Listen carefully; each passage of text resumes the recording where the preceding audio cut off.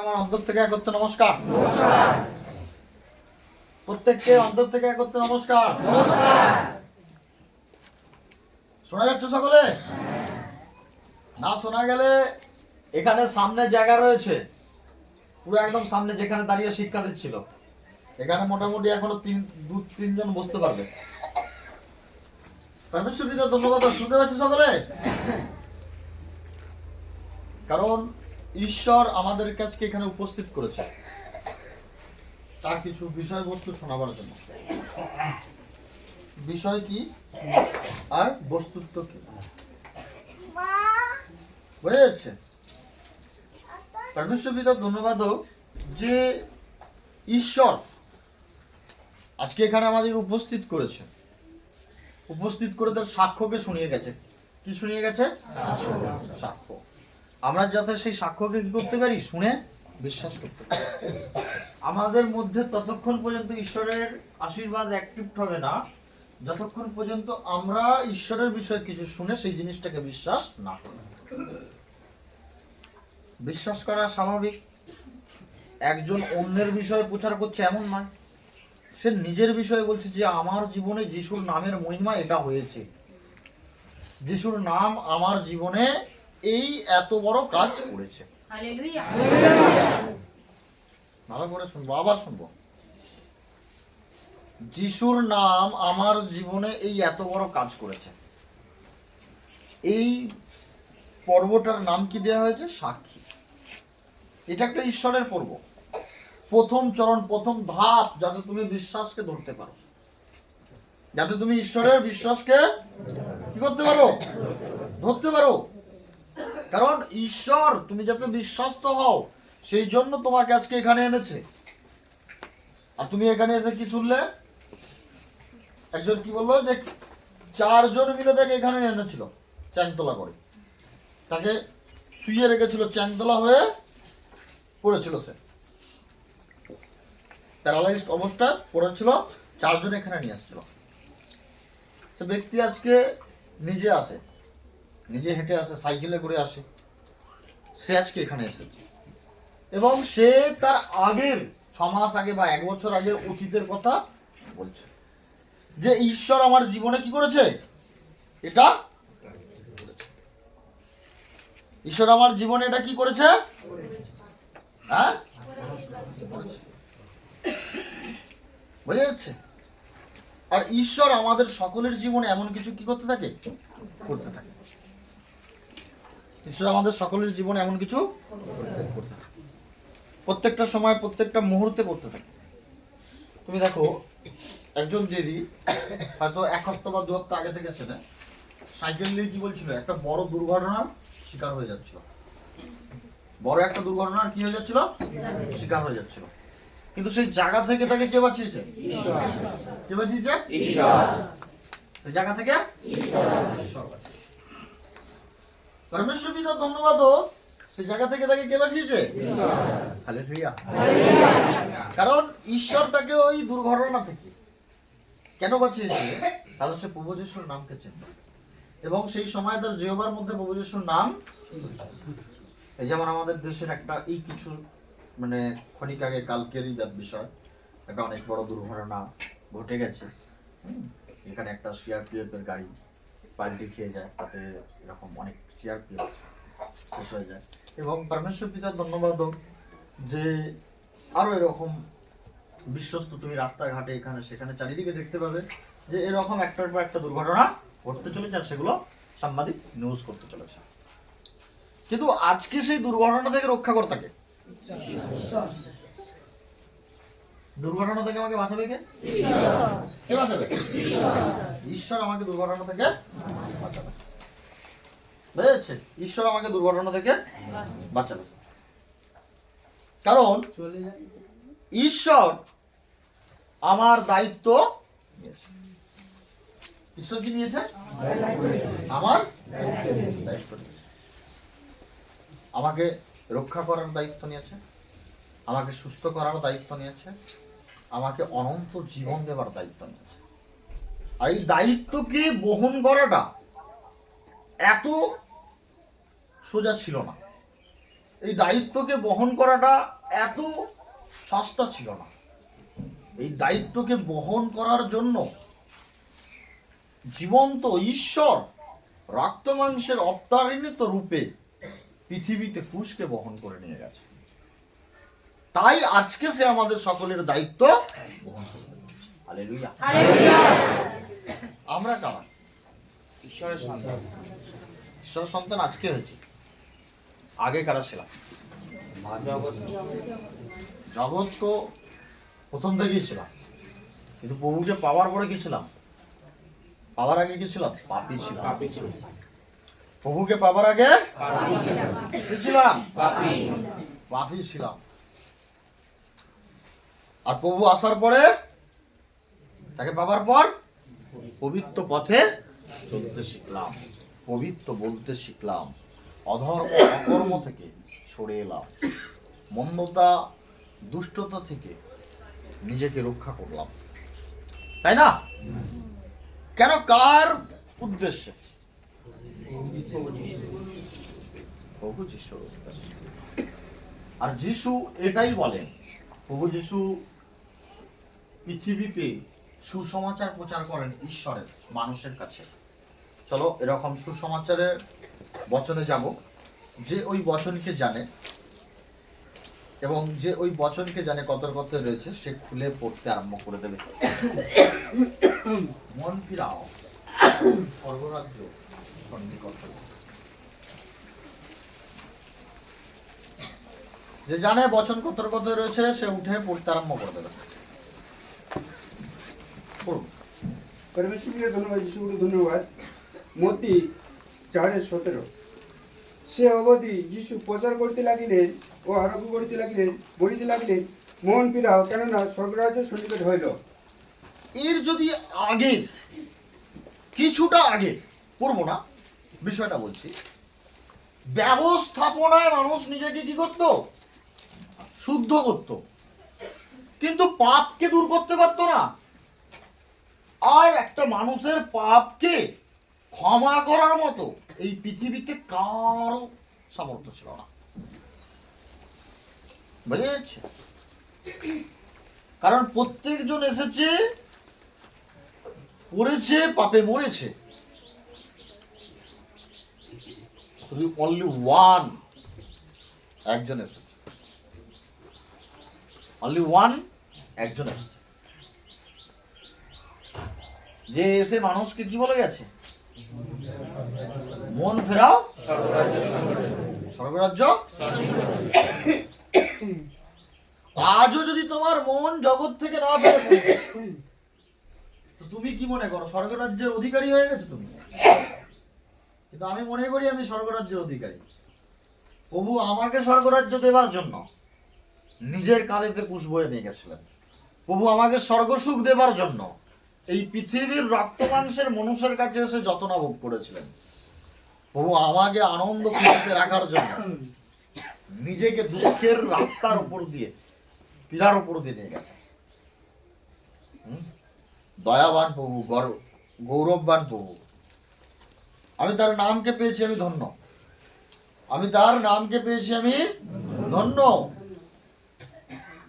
আমি নিজে মনে করি যে আমি তার নামকে পেয়েছি, ধন্য।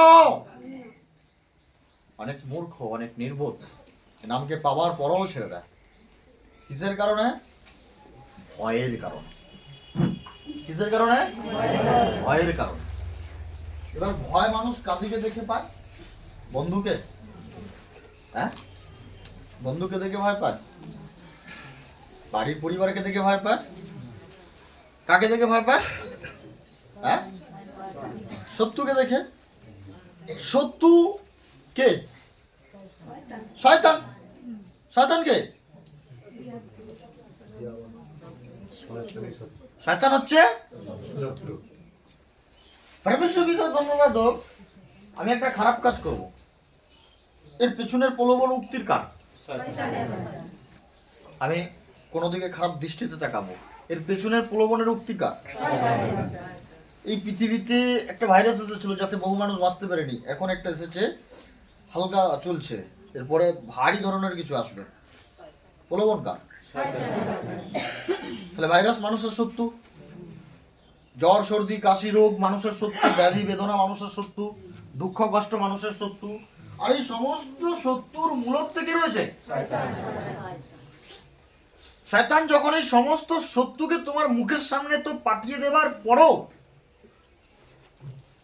সমস্ত শত্রুকে শয়তান তোমার মুখের সামনে পাঠিয়ে দেবার পরও যখন সে তোমাকে আটকাতে পারে না, তার সমস্ত শত্রুতার প্রলোভন উক্তি দ্বারাও সে তোমাকে যখন রুখতে পারে না, তখন তোমারই জাতির কাউকে দাঁড় করায়। জাতি মানে জানো, জাতি আলাদা নেই, জাতি একটাই, মানুষ। আর তার দুটো প্রজাতি, নারী আর পুরুষ। এটা ঈশ্বর এখান পর্যন্ত সৃষ্টি করেছে। বাকি যা কিছু বানিয়ে দিয়েছে ওটা মানুষ বানিয়ে দিয়েছে। বাকি যা কিছু করে ফেলেছে ওটা মানুষ করে ফেলেছে। ঈশ্বর একটা জাতি বানিয়েছে মানুষ, আর তার দুটো প্রজাতি বানিয়েছে নারী আর পুরুষ। ঈশ্বরের যদি ইচ্ছা হতো কাউকে ভিন্ন বানাবে, তাকে ভিন্ন রকম ভাবেই বানাতো।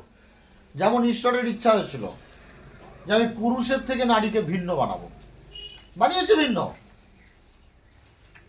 পুরুষের মুখে দাঁড়িয়ে আসে, নারী আসে না, ভিন্ন বানিয়েছে। একটা পুরুষের ভয়েস আলাদা, একটা নারীর ভয়েস আলাদা। যে কেউ শুনলে বলে দিতে পারবে একটা মেয়ে, একটা অন্ধ শুনে বলে দিতে পারবে এটা একটা ছেলের গলা, এটা একটা মেয়ের গলা। কে বানিয়েছে এই ভিন্নতা? যেটা ঈশ্বর বানিয়েছে যে ভিন্নতা, সে কখনো মিলবে না। আর যা মানুষ বানিয়েছে ভিন্নতা, সে কখনো আলাদা হবে না।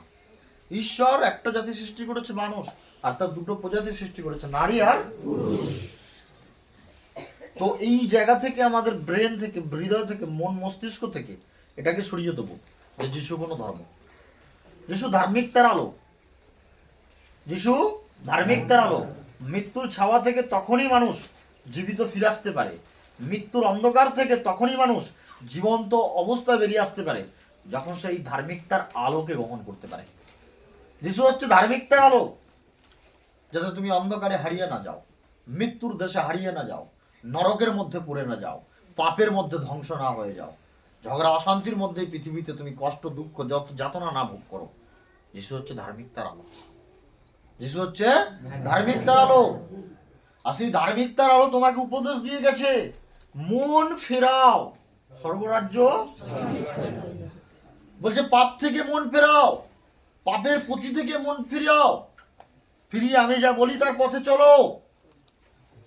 আর এই চলার পথেতে, এই পথে চললে শয়তানও জানে তুমি জীবন পেয়ে যাবে, শয়তানও জানে তুমি মুক্তি হয়ে যাবে, শয়তানও জানে তোমার পরিত্রাণ এসে যাবে, কিন্তু তুমি নির্বোধ এটাই জানো না, তুমি বোকা এটাই বুঝতে পারো না। এই জন্য ঈশ্বর আমাদেরকে সর্বদাই বলে সুবুদ্ধি গ্রহণ করো। ঈশ্বর কি বলে তা শোনো, তার পরিকল্পনায় চলো। ঈশ্বর কি বলে তা শোনো, তার পরিকল্পনায় চলো, কারণ তার পরিকল্পনায় চলা তোমার করণীয়। ঈশ্বর প্রথমে আমাদেরকে যে সুসমাচার কি প্রচার করলো, মন ফেরাও, স্বর্গরাজ্য। এখন আমাদের কাছে কি বলছে? হিতোপদেশ তার 3:1-2। যে খুলতে বলে এখানে বচন পড়তে গেলে ঘরেতে 1 ঘন্টা 2 ঘন্টা করে বচনকে পুরো একদম অনেক কিছু করে ফেলতে হবে। হিতোপদেশ 3:1। বৎস, তুমি আমার ব্যবস্থা ভুলিও না, তোমার চিত্ত আমার আজ্ঞা সকল পালন করুক, কারণ তদ্বারা তুমি আয়ুর দীর্ঘতা, জীবনের বৎসর বাহুল্য এবং শান্তি প্রাপ্ত হইবে। দয়া ও সত্য তোমাকে ত্যাগ না করুক, তুমি তদরূপ ভয় তোমার কণ্ঠদেশে বাঁধিয়া রাখো, তোমার হৃদয় ফলকে লিখিয়া রাখো। তাহা করিলে অনুগ্রহ ও সুবুদ্ধি পাইবে, ঈশ্বর ও মনুষ্যের দৃষ্টিতে পাইবে। তুমি সমস্ত চিত্তে সদাপ্রভুকে বিশ্বাস করো, তোমার নিজ বিবেচনায় নির্ভর করিও না। তোমার সমস্ত পথে তাহাকে স্বীকার করো, তাহাতে তিনি তোমার পথ সকল সরল করিবেন। আপনার দৃষ্টিতে জ্ঞানবান হইও না, সদাপ্রভুকে ভয় করো, মন্দ হইতে দূরে যাও। ইহা তোমার নাভির স্বাস্থ্যস্বরূপ হইবে, তোমার অস্থির মজ্জা স্বরূপ হইবে। তুমি সদাপ্রভুর সম্মান করো, আপনার ধনে আর তোমার সমস্ত দ্রব্যের অগ্রিমাংশে, তাহাতে তোমার গোলাঘর সকল বহু শস্যে পূর্ণ হইবে। আস্তে আস্তে বসো। একজন ঈশ্বর তার উক্তি জানা যে তুমি কিভাবে চলবে প্রভুতে। ঈশ্বর কি জানো? তার শিক্ষাকে ভুলতে বারণ করছে, সে যা বলে সেটাকে পালন করতে বলছে। এমন কি বলছে, নিজের বিবেচনা দিয়ে নির্ভরত হয় না, এটা ভালো বা এটা মন্দ নিজের দৃষ্টিতে নিজের বিবেচনায় কখনো ভেবো না। সমস্ত কিছু বিবেচনার মালিক কাকে দিয়ে দাও? কে বাঁচবে আমার জন্য? কে ঠিক করবে আমার জন্য? কারণ সেই ঈশ্বরের প্রতি বিশ্বাস ভরসা আমাদের এইভাবেই আছে।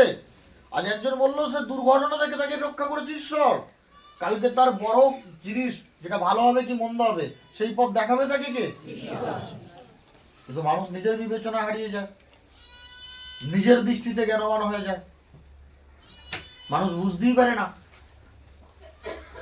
নিজের দৃষ্টিতে জ্ঞানবান হয়ে যায়, নিজের বিবেচনায় নির্ভর করতে লেগে যায়। কিন্তু ঈশ্বর আমাদেরকে কি বলছে? আজকে এখানে যা শিক্ষা হচ্ছে সেটাকে পালন করতে বলছে, সেটাকে মনে রাখতে বলছে। আর পরমেশ্বর পিতার ধন্যবাদ হোক, মানুষের মনের মধ্যে সব থাকে, মানুষের মনের মধ্যে সব থাকে, মানুষ সমস্ত সত্যের বিষয় জানে, একটা জায়গা থেকে লুকিয়ে পড়ে, কি? ভয়। কি? কিন্তু ঈশ্বর বারবার এই একটা কথা তোমাকে বলে গেছে, ভয়কে দূর করো, আমার প্রতি বিশ্বাস করো।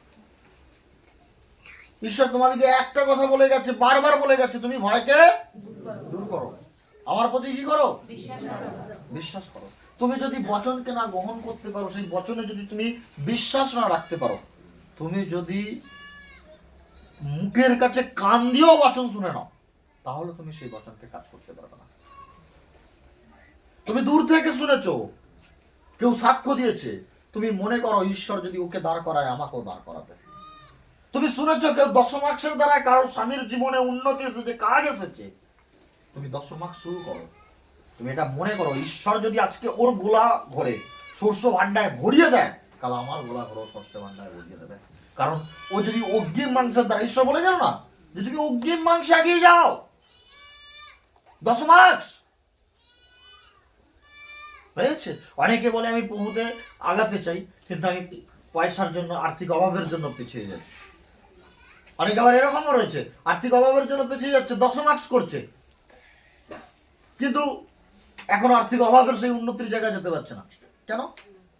নিজের বিবেচনা, নিজের দৃষ্টিতে জ্ঞানবান হওয়া, নিজের বিবেচনায় নির্ভর করা, বাট নট বিবেচনা সাইড, দৃষ্টিতে নির্ভর করা সাইড, নিজের জ্ঞান সাইড শুধু একমাত্র প্রভু পাইবে।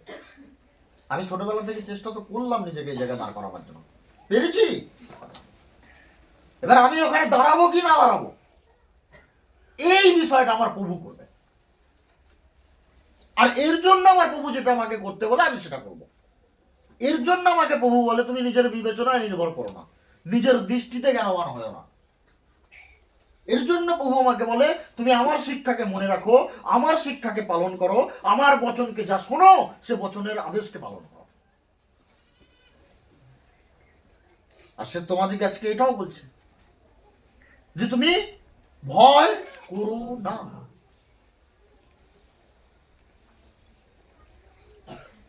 ভয় করো না বচন কে জানে? যে জানে সে উঠে পড়তে আরম্ভ করে দেবে। করবো ভয়ের কথা অনেক জায়গায় বলে গেছে, এবার ঈশ্বরের যে বচনের ইচ্ছা ঈশ্বর সেটাকেই দাঁড় করাবে। পড়বো। পরমেশ্বর ধন্যবাদ, প্রভু যিশু ধন্যবাদ। নাম শান্তনু মণ্ডল, বাড়ি কলমা, জিসাইও 41:10। পড়বো। ভয় করিও না, কারণ আমি তোমার সঙ্গে সঙ্গে আছি। ব্যাকুল হইও না, কারণ আমি তোমার ঈশ্বর। আমি তোমাকে পরাক্রম দেব, আমি তোমাকে সাহায্য করিব। আমি আপন ধর্মশীলতার দক্ষিণ হস্ত দিয়া তোমাকে ধরিয়া রাখিব। এই পৃথিবীতে অনেকে পড়ে যাবার ভয় পায়। কি কি কি কি হয়ে যাবার ভয় পায়? পড়ে যাওয়া। যে আমি যদি উন্নতি দিকে পড়ে যাই, ঈশ্বর ধরে রাখবে তোমার উন্নতিকে। এই তো 26-এর শুরুয়াত হয়েছে, 26 যখন ক্রস করবে না, 26 যখন মাঝামাঝি সময় যখন ক্রস করবে, 8 মাস 9 মাস যখন ক্রস করবে, যাদেরকে তুমি দেখেছো 2 লাখ টাকা পকেটে খুলে নিয়ে ঘুরতে, 2000 টাকা মানুষের কাছে হাত পাততে হবে, এরকম পরিস্থিতি আসবে অনেকের। কিন্তু ঈশ্বর বলছে যদি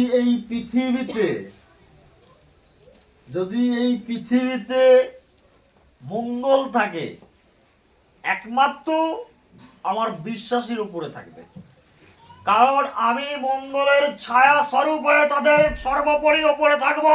ইয়েস, আমেন। এই পৃথিবীতে যদি কিছু নাও থাকে, যারা আমার বিশ্বাসে থাকবে তারা উন্নতি, সুস্থতা, মঙ্গল, সামর্থ্যতার সাথে দাঁড়িয়ে থাকবে। Hallelujah, yes, amen. পরমেশ্বর পিতা ধন্যবাদ। এটা মনে রাখবে, এটা প্রভুর বলা কথা, কোড। মানে প্রভু জানে তোমাদের সকলের হৃদয়ে হবে, যে বিশ্বাসের সাথে আমেন দিয়েছে, এটা তার হৃদয়ে কাজ করবে। কিন্তু তুমি যাতে প্রভুর পথে না থাকো, এই ভাবনা চিন্তা কে করে? শয়তান। শয়তান এই ভাবনা চিন্তা তোমাকে ভাবায়। তুমি যখন দেখবে প্রভুতে তৈরি হওয়ার জন্য, দেখবে যখন 5 দিন মন্ডলী দৌড়ে গেছো, এই তুই প্রায় মন্ডলী চলে যাচ্ছিস, তোর কাজের জায়গাটা কি হবে রে? তুমি প্রভুতে নিজেকে তৈরি করার জন্য যখনই যাচ্ছ, না প্রতিদিন সংসার থেকে চলে যাচ্ছি। প্রথমে শয়তানের প্রথম তীর ভাবনা। কেন এত ক্লোজ খুলে বোঝাচ্ছি, কেন এত কাছ থেকে বোঝাচ্ছি, কেন এত খুলে বোঝাচ্ছি? কারণ 26 যদি তোমার ভুল ভাবনায় একবার তুমি প্রভুকে ছেড়ে দিয়ে পৃথিবীর দলের মধ্যে পড়ে যাও, তোমাকে বার করা খুব ক্রিটিক্যাল রয়েছে। কিন্তু ঈশ্বর বিশ্বাসীর দিকে বলছে যে আমি তদুপ দ্বারা অনেককে বাঁচাবো। তোমাদের দ্বারা ঈশ্বর তোমাদের প্রার্থনা দ্বারা বহুজনকে মনোনীত করবে। আর আজকে যারা 26-এর মধ্যে যারা আসবে, পরমেশ্বর পিতা ধন্যবাদ, 26 পর্যন্ত সময় রয়েছে, 26-এর মধ্যে যারা আসবে, ঈশ্বর তাদের জীবনে আশীর্বাদ করবে। অনেকে আসছে, আর তুমি অনেককে আসতে দেখবে, কোনো উপায় থাকবে না, অনেকে নিরুপায় হয়ে আসবে। হয়ে যাচ্ছে 2026। কিন্তু ঈশ্বর তোমাকে কি করতে বারণ করছে? ভয় করতে বারণ করছে। কেন ভয় করতে বারণ করছে? বলছে আমি তোমার সঙ্গে সঙ্গে আছি। অনেকে বলে আমি ঘরে ঢুকলে ভয় পাই। সে ভাবে না যে ঈশ্বর তার সঙ্গে সঙ্গে আছে, সে ভাবে আমি ঘরে ঢুকেছি, আমার পেছনে পেছনে শয়তান ঢুকেছে। পজিটিভ করো। কাকে? ভাবনাকে পজিটিভ করো। বিশ্বাস পরে পজিটিভ হবে, ভাবনাকে আগে পজিটিভ করো। বুঝে যাচ্ছে? দিদি ভাই জানতো যে আমি ভজন করছি, আমার সাথে ঈশ্বর আছে। পজিটিভ ছিল, ঈশ্বর রক্ষা করেছে। পজিটিভ ছিল, ঈশ্বর রক্ষা করেছে। আমি আমার জীবনের একটা সাক্ষ্য বলছি, এই 2 থেকে 3 দিন আগে ঘটে যাওয়া সাক্ষ্য। 2 থেকে 3 দিন আগে আমি একটা জায়গার মধ্যে মাংস আনতে যাই, সেখানে নারকেল গাছ রয়েছে, বাড়ির সাথে দোকান আর কি, মানে এই বিষয়ে বলছিলাম। তো এরকম কথা বলবো কি, গাছ থেকে মানে একটা ভালো ডাব, বড়। আর আমি এখানটা দাঁড়িয়ে আছি, এখানটা তাদের মানে ছাদের আছে, পায়খানা ঘরের ছাদ মতো রেলিং আছে। আমি এখানটা দাঁড়িয়ে আছি, ওইখানে পড়ে এখানে লেগেছে, লেগে মানে জল পড়ছে, কাঁচা ডাব ওইদিকে চলে গেছে। আমি এরকম দাঁড়িয়ে আছি, একটু এক হাত চেপে আসতো, কিন্তু আসবে না। কেন পড়েছে, কিভাবে পড়েছে, কিসের জন্য পড়েছে তাও জানি। কিন্তু পরমেশ্বর পিতা ধন্যবাদ হোক, যে ছাদরার উপরে এসে যে দরাম করে পড়েছে না, একটা বিকট আওয়াজ হয়েছে। যদি একটা মাথার মধ্যে পড়ে যেত, যদি একটা মাথার মধ্যে পড়ে যেত, কি হতো? থাকতো মাথাটা? হ্যাঁ, কিন্তু কে বাঁচিয়েছে? কে রক্ষা করেছে?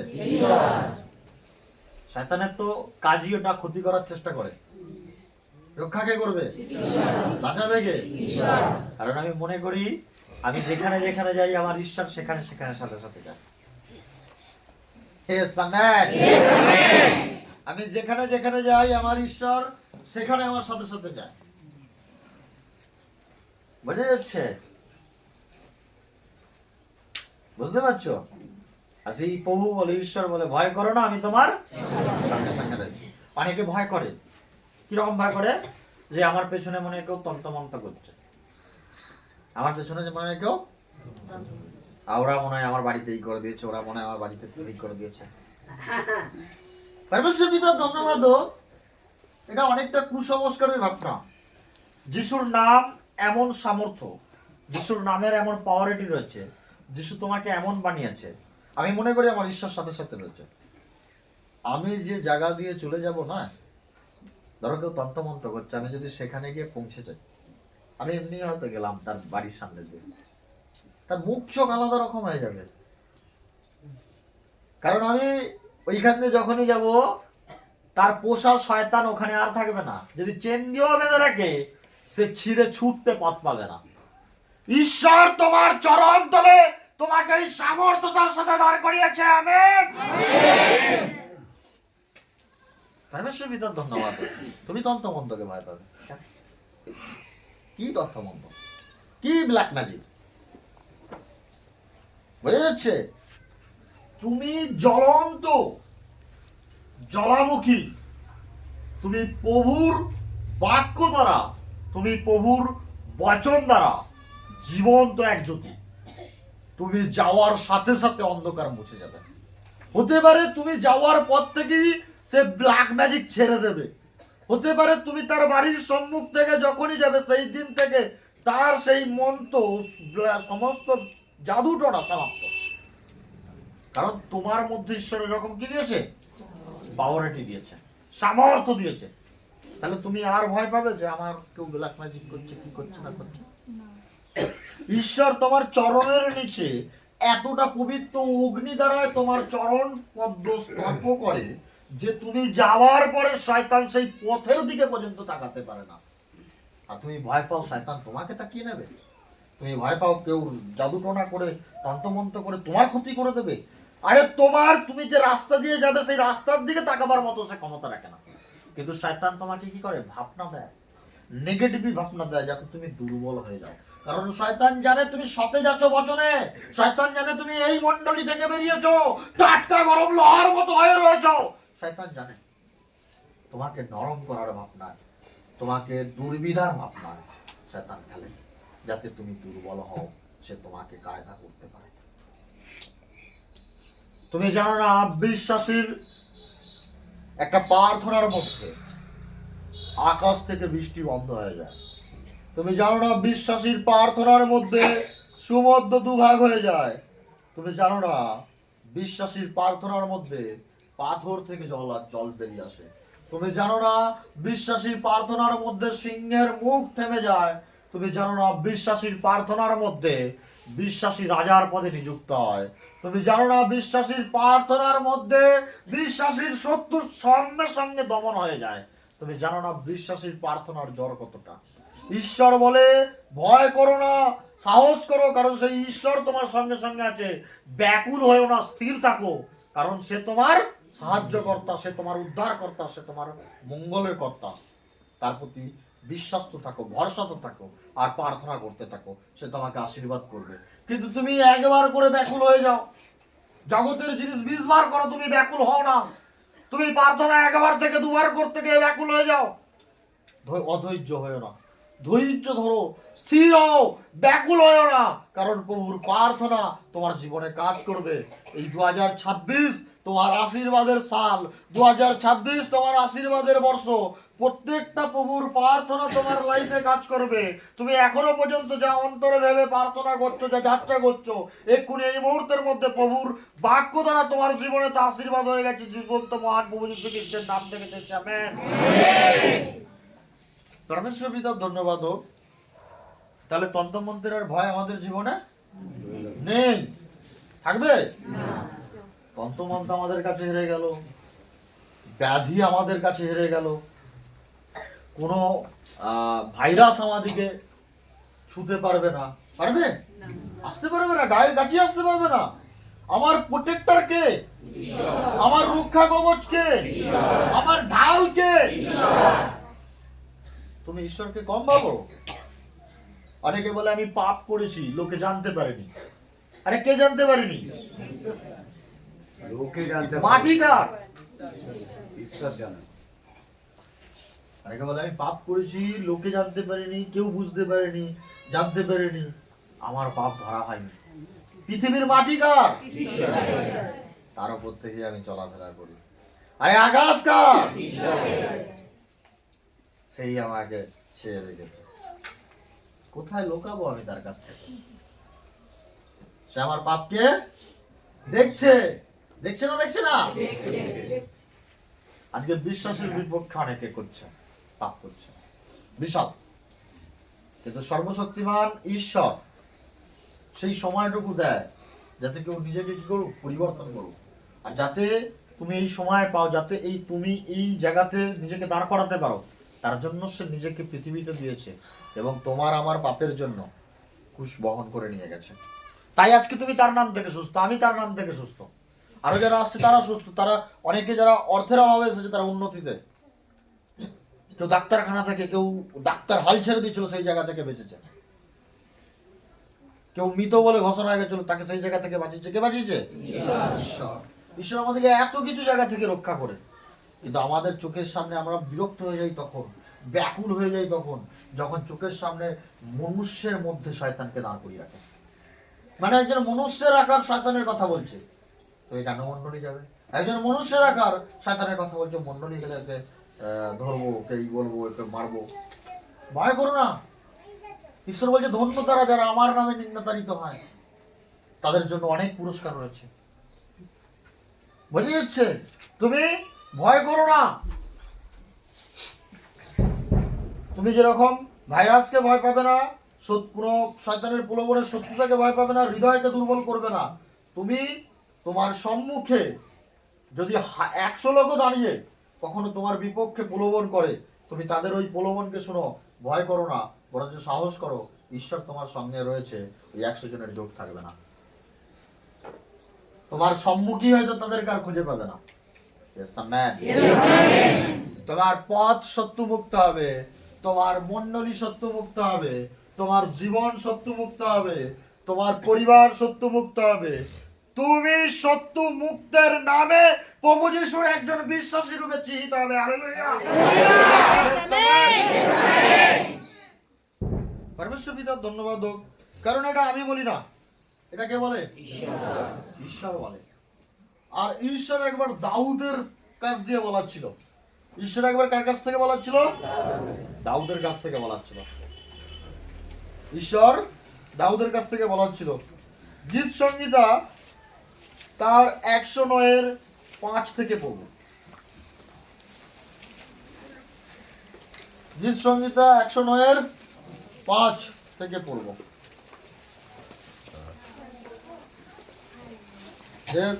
আচ্ছা পড়ুন, আপনি পড়ুন, এখানে দাঁড়িয়ে থাকবেন। পরমেশ্বর পিতা ধন্যবাদ, প্রভু যিশু ধন্যবাদ। গীত সংহিতা 109:5 বলছে, তাহারা আমার উপরে হিতের পরিবর্তে অহিত, আমার প্রেমের পরিবর্তে দেশ রাখিয়াছে। আমি শুধু বেশি এটাকে ভাঙবো না, এটাকে বেশি না ভাঙারও বিষয় রয়েছে। কিছুটা ভিন্ন করে বুঝিয়ে বলে দেবো, যারা বুঝে যাবে বুঝে যাবে। হ্যাঁ, করবো। হ্যাঁ, বলছে তাহারা আমার উপরে হিতের এখন 5 থেকে পুরো 10 পর্যন্ত পড়ো। সরি, 5 থেকে 10 পর্যন্ত না। আচ্ছা, 5 থেকে পড়তে আরম্ভ করো। ভালো করে বচনকে শুনবো, ভালো করে।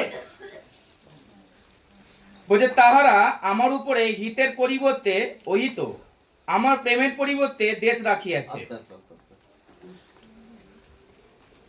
পরমেশ্বর পিতা ধন্যবাদ হোক যে কিছু কিছু মানুষ দেখবে শয়তান যাদেরকে দাঁড় করায় বিশ্বাসীদের সম্মুখে, এই জায়গাগুলোকে দেখে অনেক বিশ্বাসী ভয় পেয়ে যায়। অনেক বিশ্বাসী ভাবে কি হবে, কি করবো না করবো, অনেক ডিপ্রেশনে চলে যায়, অনেক চিন্তায় চলে যায়, অনেক ভাবনা চিন্তায় পড়ে যায়। আজকে সব সাহস দিয়ে যাচ্ছে। আজকে ঈশ্বর এই 26-এ কিছু বিশ্বাসের বিপক্ষকারীদের জন্য আজকে এখানে দাঁড়িয়ে প্রফেসি কোড দিয়ে যাচ্ছে।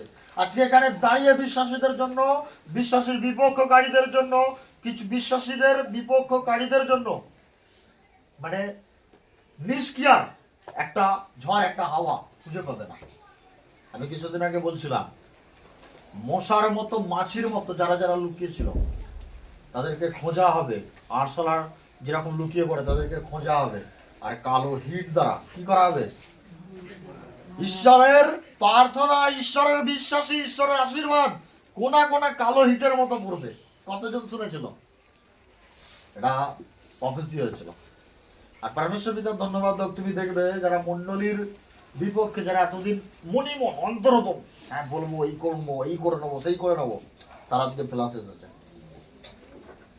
তারা আজকে ফেলাস এসেছে, কোনা কোনা থেকে ঈশ্বর বার করে নিয়ে এসেছে। বুঝে যাচ্ছে? তাদের অন্তরে চাপা জিনিস আজকে মুখ খুলিয়ে প্রকাশ করাচ্ছে, যাতে তুমি আফসোস না করো কখনো তাকে দেখে। আর এখানে এটা কি বলছে? দাউদ বলছে দাউদের প্রার্থনাকে শোনো। দাউদ কিভাবে ঈশ্বরের কাছে তখন প্রার্থনা করতো শত্রু থেকে মুক্ত হওয়ার জন্য। কারণ দাউদের শত্রুর রাজারা ছিল, রাজার সেনারা ছিল। আর আজকে যদি মনুষ্য রূপে শয়তান কাউকে দাঁড় করিয়েছে, আমি সেই লড়াইয়ের জন্য তোমাদেরকে বলছি, তৈরি হও। বলছে তারা আমার ভালোর পরিবর্তে খারাপ করে আছে। বলছে আমি যে মানুষকে প্রেম করি তার পরিবর্তে আমাকে দেহেস করিয়াছে, মানে ঘৃণা করছে। তুমি আমাকে তাদেরকে প্রেম করতে বলেছো, তোমার সত্যতার জন্য আমি তাদের কাজও অন্তর থেকে প্রেম করি, কিন্তু তারা তাদের অন্তরে আমার জন্য ঘৃণা ভরে রেখেছে। তুমি বলেছো ভালো করতে, আমি আজও তাদের ভালো করি, কিন্তু তারা আমার বিপক্ষে ষড়যন্ত্র করেছে খারাপের পরিবর্তে। বুঝা যাচ্ছে? দাউদ বলছে, এটা দাউদের আওয়াজ নয়, এটা প্রত্যেকটা বিশ্বাসীর আওয়াজ, যে ঈশ্বরের বচনকে পালন করে, যে ঈশ্বরের অন্তরোদনকে শোনে, যে ঈশ্বরের কাছে প্রার্থনা করে, যে ঈশ্বরের কথাকে সম্মান করে। আজকে এই আওয়াজ আমার, এই আওয়াজ দাউদের। পরমেশ্বর পিতার ধন্যবাদ, প্রত্যেকটা বিশ্বাসীর আওয়াজ। তারপরে শুধু দাউদের কথাগুলো শোনো। বলছে তুমি সেই ব্যক্তির উপরে দুর্জনকে নিযুক্ত করো, বিপক্ষ তাহারা দক্ষিণে দাঁড়াইয়া থাকুক। বলছে তুমি সেই লোকের উপরে। দাউদ ঈশ্বরের কাছে কামনা করছে, আমিও আজকে কামনা করছি এই বচনের দ্বারা। যতক্ষণ এই বচন চলবে, এটা আমার অন্তরের কামনা। আমি আজকে ঈশ্বরের কাছে কামনা করছি। দাউদ কামনা করছে তুমি সেই লোকের উপরে দুষ্টকে নিযুক্ত করো, বিপক্ষ তার ডান দিকে দাঁড়িয়ে থাকুক। বলছে তুমি সেই লোকেদের উপরে যারা আমার বিপক্ষে আজকে চলছে, তাদের উপরে তুমি দুষ্টকে নিযুক্ত করো। আর বিপক্ষ তার কোন দিকে? ডান দিকে দাঁড়িয়ে থাকুক। এটা ডান দিক বলারও কারণ আছে, করবো। বলছে বিচারের সময়ে সে দূষীকৃত হইউক, তাহারা প্রার্থনায় পাপ রূপে গণিত হইউক। ভালো করে পড়তে শিখুন। হ্যাঁ, বলছে যখন তার বিচার হবে সে যেন দোষী হয়। বলছে আমি তাকে দোষী করছি না, কিন্তু আমি তোমার কাছে কামনা করছি আজকে আমার অন্তর, হৃদয়, চোখ সমস্ত কিছু দুঃখে সুখে ভরে রয়েছে। বউ, তুমি আমার আওয়াজকে শোনো। হ্যাঁ, বলছে তার প্রার্থনা পাপ হিসাবে মানা হোক। সে যদি কখনো তোমাকে চেনে, যদি তোমার সামনেও হাঁটু মুড়ে ফেলে, তার প্রার্থনা তখনও যেন পবিত্র রূপে সুসজ্জিত না হয়। তার প্রার্থনা তখনও পাপ রূপে চিহ্নিত হোক, পাপ রূপে গণ্ডিত হোক। যা শুধু সে নয়, তার গৃহস্থ পুরুষ পর্যন্ত এই বচন নিযুক্ত দ্বারা তীর হয়ে যেতে থাক। প্রথম 8। বলছে তাহার আয়ু অল্প হইউক, অন্য ব্যক্তি তাহার অধ্যক্ষ পদ প্রাপ্ত হইউক। বলছে সে যে সুখের মধ্যে আছে, সে যে পয়সার রাজকীয় করেছে, সে যে গাড়ি বাড়ি সম্পত্তি সমৃদ্ধি করেছে, বলছে তার আয়ু অল্প হয়ে যাক, তার জায়গায় অন্য ব্যক্তি চলে আসুক, তার সমস্ত কিছু অধ্যক্ষের পদ সেই ব্যক্তি নিয়ে নিক। এটা আজকে আমার প্রার্থনা, দাউদের প্রার্থনা। তারপর তাহারা সন্তানগণ পিতৃহীন হইউক, তাহার স্ত্রী বিধবা হইউক। পরমেশ্বর পিতা ধন্যবাদ হোক, দাউদ একটা লড়াই লড়ছে। আর যখন এই লড়াইয়ের মাঝখানে যখন সেই পরিস্থিতি চলে এসেছে, দাউদের প্রার্থনা দেখো। বলছে তাহার সন্তানেরা পিতৃহীন হোক, তার স্ত্রী বিধবা হোক। তারপরে 10, তাহারা সন্তানগণ ভ্রমণ করিতে করিতে ভিক্ষা করুক, আপনাদের উৎপন্ন স্থান হইতে দূরে অন্বেষণ করুক। পরমেশ্বর পিতা ধন্যবাদ হোক, বলছে তার সন্তানেরা ঘুরে বেড়াক আর লোকের কাছে ভিক্ষা করুক। বলছে তাহাদের ধ্বংসস্থান থেকে দূরের খাদ্য খোঁজ করুক। মানে ভিক্ষার সাথে সাথে খাবার গ্রামের মধ্যেও পাবে না, পাড়ার মধ্যেও পাবে না, সেই গ্লোবের মধ্যেও পাবে না। মানে তার প্রতি যে কারো দয়া আসবে, দয়ার হৃদয়টুকুও সেই ব্যক্তিকে এই রেঞ্জের মধ্যে সে খুঁজে পাবে না। তার বাড়ি থেকে বহুস্ত দূরে যাওয়ার পর হয়তো ক্ষুধার্তের জন্য তাকে কেউ এক মুঠো খেতে দিতে পারে।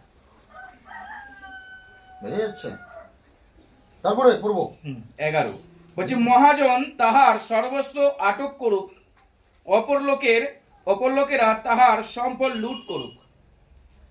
বলছে যে তার উপরে রয়েছে সেই মহাজন তার সর্বকিছু আটকে দিক, আর অপরেরা তার যা কিছু জমানো সম্পত্তি রয়েছে, পুঁজি রয়েছে, সমস্ত কিছু লুট করে নি।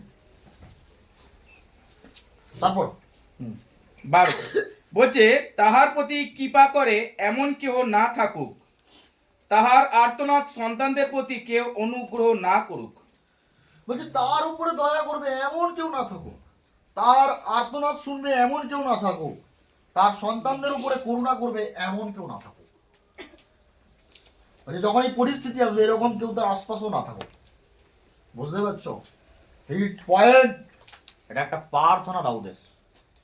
করবো হ্যাঁ 13 বলছে তাহার ভাবি বংশ উচ্ছিন্ন হইউক, পরপুরুষের সময়ে তাহাদের নাম লুপ্ত হইউক।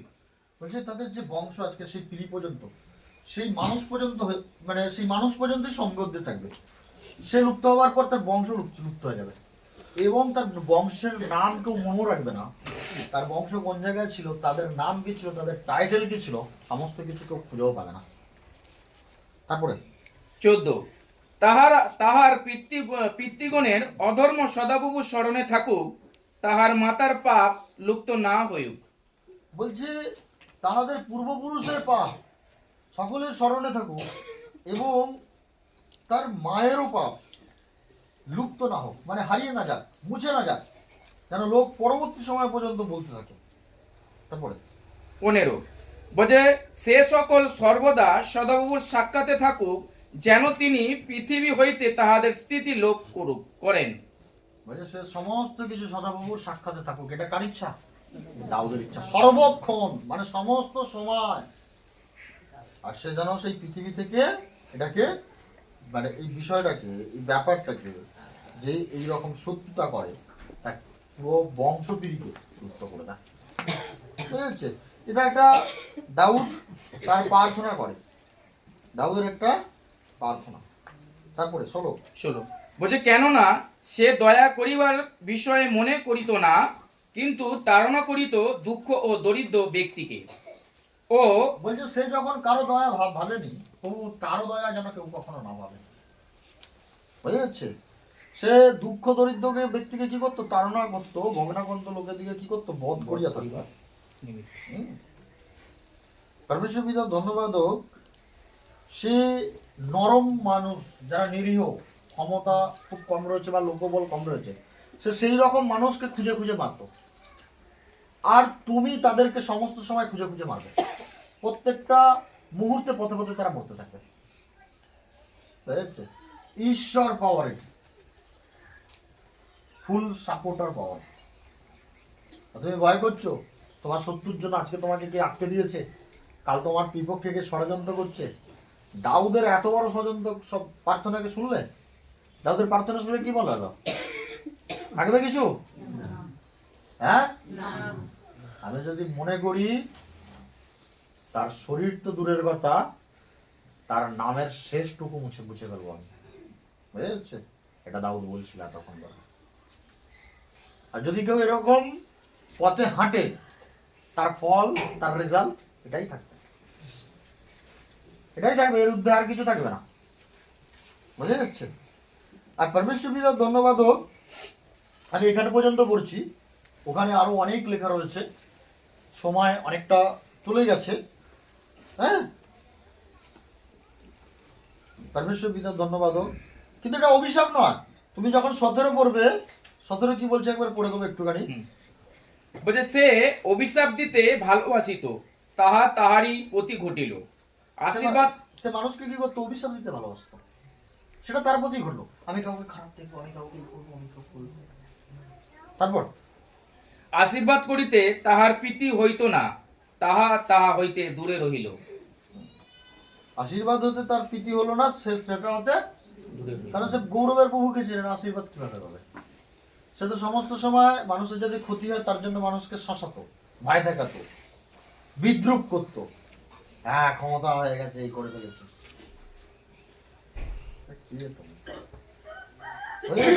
তুমি আরো যখন 19 পর্যন্ত পড়বে না, আরো আরো মানে দাউদ যখন প্রার্থনা করছে, আমি শুনছি আমারই গলা শুকিয়ে যাচ্ছে যে বিশ্বাসীর এই সুরত্বের মধ্যে কেউ না পড়ুক, আমারই গলা শুকিয়ে যাচ্ছে। তারপর 18 বলে সে অভিশাপকে বস্ত্রের ন্যায় পরিধান করিত, তাহা তাহার অন্তরে জলের ন্যায় প্রবেশ করিল। বলে তাহার সে অভিশাপকে পোশাকের মতো করত, আর সেটা জলের মতো হয়ে তারই শরীরে ঢুকলো। তারপর তাহার অস্থিতে তৈলের ন্যায় প্রবিষ্ট হইল। তার অস্তিত্বে মানে তার হাড় বীর্য মর্যাদার মধ্যে তৈলর নাই এটা। আর পরমেশ্বর পিতা ধন্যবাদ হোক, যখন তুমি আরো পড়বে আরো দাউদের বিষয়ে প্রার্থনাকে বুঝতে পারবে। আমি এখান পর্যন্তই পড়লাম, বুঝবো।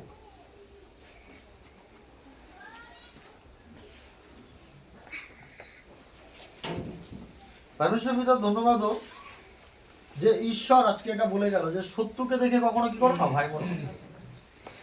তুমি বড় বড় রোগকে লড়াই করে হারিয়ে দিয়েছো, বড় বড় শয়তানকে লড়াই করে হারিয়ে দিয়েছো। তুমি একটা মনুষ্যকে দেখে ভয় পাবে? কদিন প্রার্থনায় বসো, ঈশ্বরের প্রতি স্থির থাকো, বিশ্বাস করো, তুমি নিজে কিছু করতে যাও না, বুঝেছি? আর সে মনোনীত হয়ে যাবে না, তাকে খুঁজে পাবে না তোমার বাধার কথা। বুঝতে পারছে? তুমি ঈশ্বরের কাছে কি করো? প্রার্থনা করো। ঈশ্বর তোমার বিশ্বাসীর এতদিন মানে একটা প্রার্থনা হচ্ছিল, বিশ্বাসীর এতদিন প্রার্থনা হচ্ছিল মন্ডলীর আশপাশে যেন আগাছা না থাকে। আমি আজকে 2026-এ 24 তারিখে 1:33-এর সময় ভবিষ্যৎ কোট করছি, বিশ্বাসীর আশপাশে কোনো আগাছা থাকবে না। এটা আমার কথা নয়, এটা ঈশ্বরের কথা। হবে এমন নয়, বরঞ্চ সে তোমাদের জন্য এই আশীর্বাদের বাক্য পৃথিবীতে জ্যোতিস্বরূপ হয়ে লাভিয়ে দিয়েছে এবং তোমাদের তরোয়ালের মতো কাজ করবে। তোমার আশপাশে কোনো আগাছা থাকবে না। তুমি বিশ্বাসী, তোমার আশপাশে কোনো আগাছা থাকবে না। ঈশ্বরের বচন তোমার জীবের তরোয়ালের মতো কাজ করবে। তুমি বলবে আর আগাছা কাটতে থাকবে। প্রভু যিশুর নাম থেকে যাচ্ছে আমেন। Yes, amen. তুমি বিশ্বাসী, তুমি কে? বিশ্বাসী। বিশ্বাসী একটা আলাদা ধরনের হয়। তুমি বিশ্বাসী, তুমি ভয় করো না। তোমার পরিবারে যদি তুমি আজকে একা, কালকে তোমার বংশকে ঈশ্বর ভরিয়ে দেবে। কিভাবে, কেমন ভাবে, তোমার ভাবনা চিন্তা করে লাভ নেই। ঈশ্বর তোমার বংশকে ভরিয়ে দেবে। তুমি যদি বিশ্বাসী, তুমি ভাবছো তোমার ছেলেরা কোনো বিয়ে হয়নি বা মেয়েরা কোনো বিয়ে হয়নি, তোমার পরিবারে এই হচ্ছিল সেই হচ্ছিল, আপনার চিন্তা করার দরকার নেই। তুমি ঈশ্বরকে বিশ্বাস করে ফেলেছো, এতটুকু পর্যন্ত দরকার ছিল। বিশ্বাস করে ফেলেছো, ঈশ্বর বলছে আমি আগামী দিনে তোমার বংশকে ভরিয়ে দেবো। বলছে তুমি গুণে শেষ করতে পারবে না, আমি আগামী দিনে তোমার বংশকে এই রূপে ভরিয়ে দেবো। তুমি যখন দাউদের যখন বচন পড়বে, গীতসংগীত 112, আমি পুরোটা পড়ছি না, 1 থেকেই পড়ছি। বলছে তোমরা সদাপ্রভুর প্রশংসা করো, ধন্য সেই জন যে সদাপ্রভুকে ভয় করে, যে তাহার আজ্ঞাতে অতিমাত্র প্রীতি হয়। আমি এতক্ষণ কি বলছিলাম? ভয় করো না। কাকে করো না? রোগ, ব্যাধি, বেদনা, তোমার সম্মুখে রক্ত মাংসের মনুষ্য শত্রু, তাকেও করো না। কে তোমার নামে নিন্দা তাড়না করে, কে তোমার নামে কালো ব্ল্যাক ম্যাজিক করে, কি কুয়ালোচনা করে, কি মন্ত্রণা করে, কে আইনের সাহায্য নেয়, কে পলিটিক্সের সাহায্য নেয়, তাকেও ভয় করো না। কিন্তু আবার এখানে ঈশ্বর বলছে ভয় করতে। কিন্তু ঈশ্বর কাকে ভয় করতে বলছে? ঈশ্বর। দাউদের প্রার্থনা শোনো, বলছে তোমরা সদাপ্রভুর প্রশংসা করো। কোথায় বলছে তোমরা সদাপ্রভুর? বলছে ধন্য সেই জন। ধন্য কে? আমরা সকলে বলছি কে ধন্য? ঈশ্বর। কিন্তু ঈশ্বর বলছে ধন্য সেই জন যে সদাপ্রভুকে ভয় করে। যে কাকে ভয় করে? বলছে যে তাহার আজ্ঞাতে অতিমাত্র পিত্ত হয়। যে তাহার আজ্ঞাতে অতিমাত্র পিত্ত হয় মানে তার যেটা আজ্ঞা পায় সেটা তৎপর সে সেই আজ্ঞাকে পালন করতে আরম্ভ করে থাকে। বুঝা যাচ্ছে? তারপরে বলছে 2, তাহার বংশ পৃথিবীতে বিক্রমশালী হইবে, সরল লোকের গোষ্ঠী ধন্য হইবে। বলছে তাদের বংশ যারা সদাপ্রভুকে ভয় করে, যারা সদাপ্রভুর আজ্ঞাকে পালন করে, যারা সদাপ্রভুর বচন পড়ে, যারা সুসমাচার প্রচার করে, যারা সদাপ্রভুর উদ্দেশ্যে পৃথিবীতে জীবনযাপন করে, যারা সদাপ্রভুর নামে প্রার্থনা করে, সদাপ্রভুর কাছে প্রার্থনা করছে, বলছে তাদের বলছে তার বংশ পৃথিবীতে বিক্রমশালী হবে। তার বংশ পৃথিবীতে বিক্রমশালী হবে। তো কিছু কিছু নাম আছে এই পৃথিবীতে যেটা খুব ফেমাস আর তারা প্রভুকে মানে। খেলোয়াড় থেকে আরম্ভ করে, বক্সার থেকে আরম্ভ করে, সুরকার থেকে আরম্ভ করে, টাকার দিকে নাম্বার 1 একজন ব্যক্তি, আমি তার নাম বলবো না, পৃথিবীর মধ্যে গুগল চেক করে নেবে। তার ওয়েবসাইটে যখন ঢুকবে নয়, তার ওয়েবসাইটের প্রথম হেডিং লেখা রয়েছে গো টু চার্চ। বলছে ওয়েলকাম, গো টু চার্চ। বলছে মন্দিরে যাও, ঈশ্বরের মন্দিরে যাও, ঈশ্বরের ব্যবস্থায় যাও, ঈশ্বরের মণ্ডলীতে যাও। বুঝা যাচ্ছে? তাদেরকে বিক্রমশালী কে বানিয়েছে? কাউকে পয়সার সামর্থ্য করেছে, কাউকে বক্সারের সামর্থ্য করেছে। আর সে বক্সার থেকে বেরিয়ে এসো ফিল্ম ইন্ডাস্ট্রিতে বিশাল বড় নাম। কাউকে খেলার জগতের রাজা বানিয়েছে। বুঝেছে? ঈশ্বর মানুষকে সামর্থ্যশালী করতে পারে। তাকে আমি খালি পেটে ফল খেয়ে নিলাম, জল খেয়ে নিলাম, নো নো। সকালে উঠে প্রভুতে প্রার্থনা করলাম, সন্ধ্যেতে যখন শোবো প্রভুতে প্রার্থনা করছি, তাহলে আমি স্ট্রং, সামর্থ্যশালী। না গ্যাস, না অম্বল, না অ্যাসিডিটি, না কোনো শরীরের কষ্ট কঠিনতা, কোনো কিছু নাই। আমি 6.5 বছর প্রভুকে চিনি, আজ পর্যন্ত কোনো ব্যাধির মুখ দেখিনি। আর আগামী দিনে দেখবো, এখনো পর্যন্ত দেখিনি, আগামী দিনেও দেখবো না। এটা আমার ভবিষ্যৎ। আমার ভবিষ্যৎ আমি লিখি না, আমার ভবিষ্যতের কথা আমি বলি না, প্রভু বলে দিয়ে গেছে আমাকে। কারণ আমি মঙ্গলময়, যে আমার আরাধনা করে, যে আমার নামের ধন্যবাদ স্তুতি প্রশংসা করে, আমি তার সদ্যত্ব সময় মঙ্গল করতে থাকি। হালেলুয়া। তুমি মঙ্গলময় প্রভুকে পেয়েছো। তুমি যদি নির্বোধ হও, এরপরও গিয়ে বাড়িতে অমঙ্গলের ভয় করবে। আর সে তোমাকে বলছে তাহার বংশ পৃথিবীতে বিক্রমশালী হইবে, সরল লোকের গোষ্ঠী ধন্য হইবে। যে প্রভুকে চেনে তার বংশ পৃথিবীতে বিক্রমশালী হবে, ক্ষমতাশালী হবে, সর্বশক্তিমান হবে। বুঝা যাচ্ছে? সে 1000 জনের একজন হয়ে উঠবে। ঈশ্বর তাকে বানাবে, তার প্রভুত্ব তাকে বানাবে। তার হৃদয়ের মধ্যে এত সরলতা, নিষ্ঠতা থাকবে যে সে লাখ লাখ মানুষের হৃদয়কে জয় করতে পারবে। ঈশ্বর তাকে সেরকম তৈরি করবে, ঈশ্বর তাকে বানাবে। তার কথার মধ্যে এত বিদতা ও ভক্তিপূর্ণ হয়ে থাকবে যে তার কথার উপরে আর কেউ বলবে না। ঈশ্বর তাকে এইরূপ বানাবে। হয়ে যাচ্ছে? ঈশ্বর তার গোষ্ঠীকে কি করবে? হ্যাঁ, বিশ্বাসী গোষ্ঠীকে পরাক্রমশালী করবে। বলছে তার বংশ যদি শূন্যতাও থাকে, আমি এমন সংখ্যায় নিয়ে দাঁড় করাবো আগামী সময়তে তার বংশের পুরুষ ও মহিলাকেও গুনতে পারবে না, অবন্তি হয়ে যাবে। আব্রাহামকে বলেছিল, প্রত্যেকটা বিশ্বাসীর জন্য এটা বলেছে। তো তুমি কখনো ভাবিত হয় না, তুমি কখনো চিন্তিত করো না যে তুমি বাড়ির মধ্যে একজন হয়ে গেছো, তোমার বাড়ির মধ্যে অনেকে হারিয়ে গেছে, অন্ধকার হয়ে গেছে, বাড়ির মধ্যে তুমি অনেক হারিয়ে ফেলেছো। নো, কোনো ভাবনা চিন্তা না। ঈশ্বর ভরিয়ে দেবে। খালি গাছ ঈশ্বর ভরায় ফলে, ফলে ফুলে ঈশ্বর ভরায়। ঈশ্বর তোমার পরিবারকে ভরিয়ে দেবে, ঈশ্বর তোমার বংশকে ভরিয়ে দেবে, তোমাকে একা রাখবে না। তুমি হয়তো ভাবো যে আমরা অনেকটা দুর্বল, না, তোমাকে বিক্রমশালী বানাবে ঈশ্বর। তুমি পড়াশোনার দিকে দুর্বল, তোমার বাড়িতে এমন কাউকে দাঁড় করাবে ঈশ্বর সব থেকে সামর্থ্যশালী। তুমি যেদিকে দুর্বল হবে, ঈশ্বর তোমাকে সেদিকেই সামর্থ্যশালী দাঁড় করাবে। বুঝা যাচ্ছে? ঈশ্বর তোমাকে সামর্থ্যশালী দাঁড় করাবে। আর পরমেশ্বর পিতা ধন্যবাদ হোক, যখন এই 112 সাথে তুমি পড়বে, বলছে অশুভ সংবাদও সে ভয় করিবে না, তাহার চিত্ত স্থির, তাহার সদাপ্রভুতে নির্ভর করবে। যদি কখনো সে অশুভ সংবাদ পায়, অশুভ সংবাদ মানে যেই খবর আমার জন্য ভালো না, নিন্দনীয় খবর, হ্যাঁ, হয়তো কেউ আমার কানের সামনে খবর তুলেছে, এই তোদের অমুক কুটুম থেকে এই হয়ে গেছে, আমি তার কথাটাকে এতটাই শুনলাম, তার অমুক কুটুম থেকে এই হয়ে গেছে, এই যে এই হয়ে গেছে ওই জিনিসটাকে বাদ দিলাম, কিচ্ছু হয়নি পিতা, ও ঠিক আছে, আপনি ওনারা দেখাশোনা করছেন। বিশ্বাসী প্রার্থনার সাথে সাথে স্বর্গদূত কাজ করতে আরম্ভ করে দেয়। বিশ্বাসী প্রার্থনার সাথে সাথে প্রত্যেকটা পৃথিবীর সামর্থ্যের এফেক্ট জুড়তে আরম্ভ করে দেয়। বুঝা যাচ্ছে?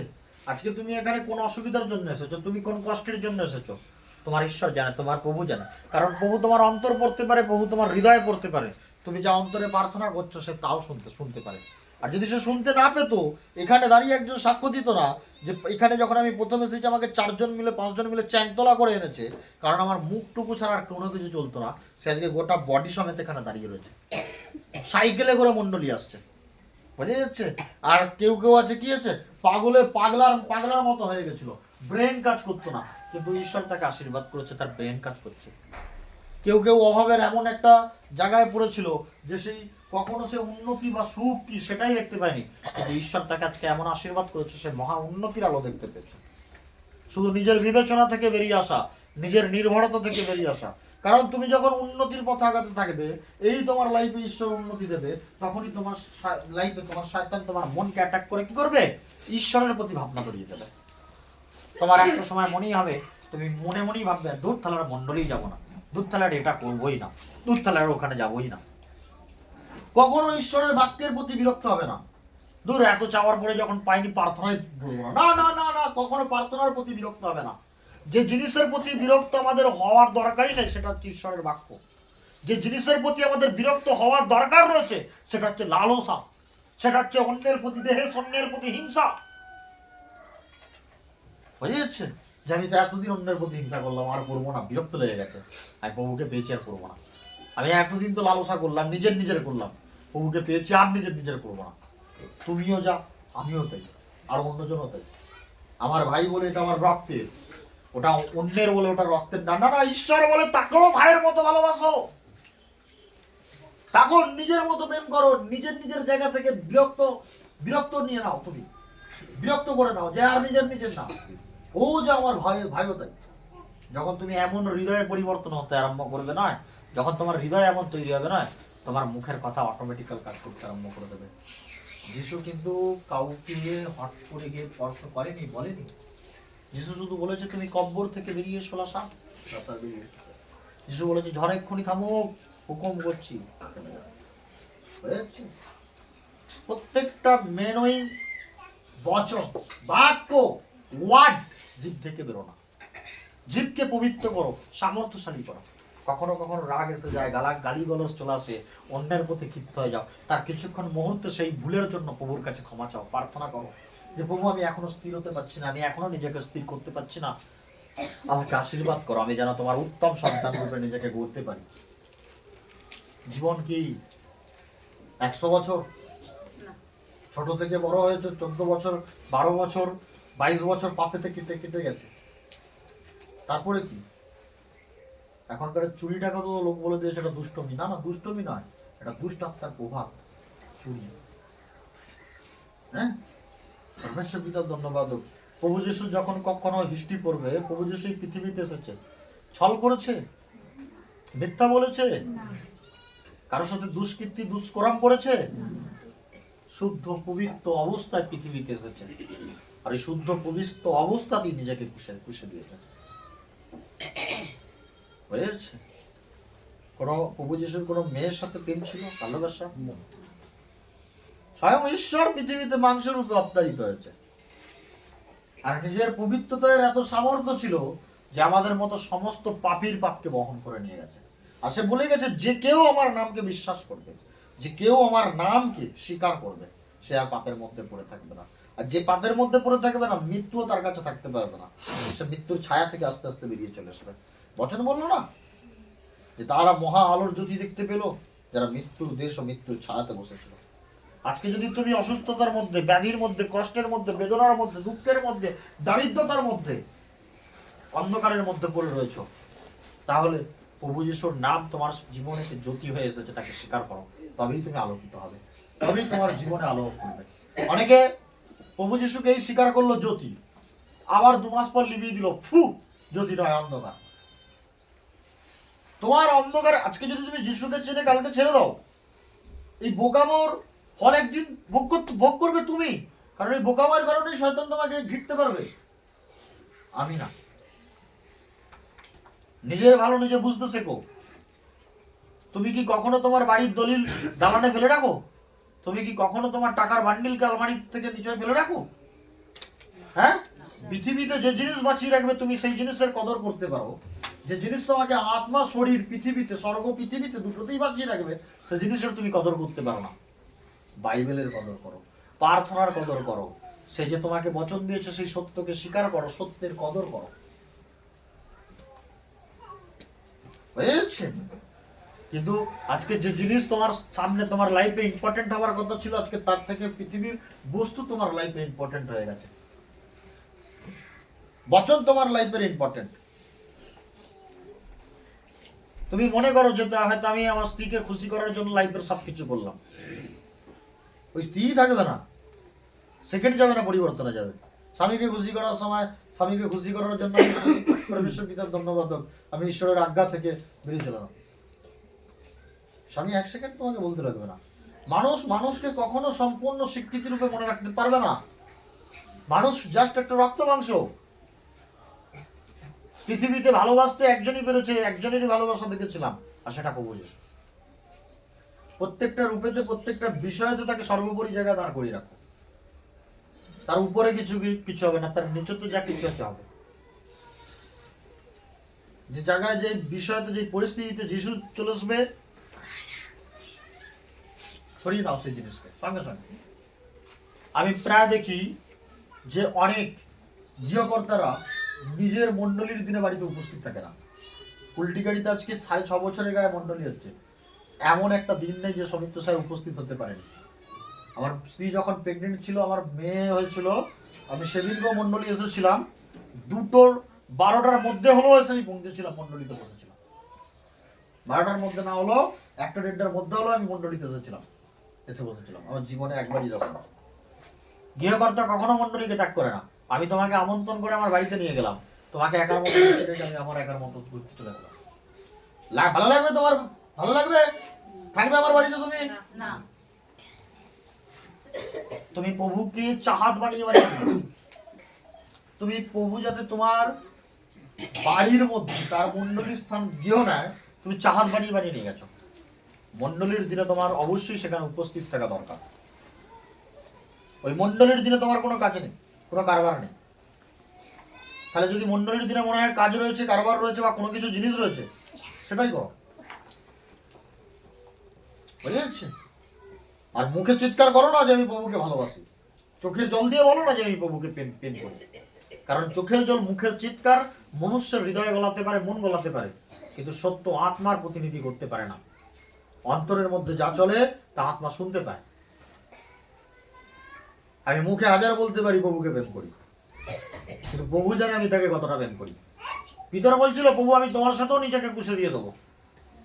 বলছে, না পিতর, তুমি আমাকে 3 বার অস্বীকার করবে, আর তাই 3 বার পর মুরগি ডাকবে। হয়েছে না হয়নি? সে প্রভুর সাথে ঘুরেছে, প্রভুর সাথেই খেয়েছে, প্রভু তাকে নিজের হাতে খাইয়েছে, সেও প্রভুকে অস্বীকার করে ফেলেছে সেনাগণের ভয়ে, লোকজনের ভয়ে। কিন্তু প্রভু তাকে অস্বীকার করেছে? পরে আবার তাকে প্রেম দিয়েছে, পরে আবার সে প্রভুর প্রতি ফিরেছে। বুঝে যাচ্ছে? আর তুমি কিসের পেছনে পড়ে রয়েছ? সুস্থতার পেছনে। তুমি প্রভুর পেছনে পড়ে থাকো, প্রভু যিশুর পেছনে পড়ে থাকো। সুস্থতার পেছনে তোমাকে পড়ে থাকতে হবে না। কারণ প্রভু বলে, ভয় করো না, বিশ্বাস করো, আমি তোমার সঙ্গে সঙ্গে আছি। আজকে দিদি ভয় করেছিল না, বিশ্বাস ছিল, সে ঈশ্বর সঙ্গে সঙ্গে আছে। ঈশ্বর দুর্ঘটনা থেকে বাঁচিয়েছে, আমাকে বাঁচিয়েছে, তোমাদেরকে বাঁচাচ্ছে, প্রতিনিয়ত বাঁচাচ্ছে, আর প্রতিনিয়ত বাঁচাবে। হয়ে যাচ্ছে? তোমার সিকিউরিটি ঈশ্বর, তোমার প্রোটেক্টর ঈশ্বর, তোমার ঢাল ঈশ্বর, তোমার রক্ষা কবচ ঈশ্বর। তুমি সান্ত্বনা পাবে ঈশ্বরের কাছ থেকে, আনন্দ পাবে ঈশ্বরের কাছ থেকে, উন্নতি পাবে ঈশ্বরের কাছ থেকে, সামর্থ্য পাবে ঈশ্বরের কাছ থেকে, বুদ্ধি পাবে ঈশ্বরের কাছ থেকে।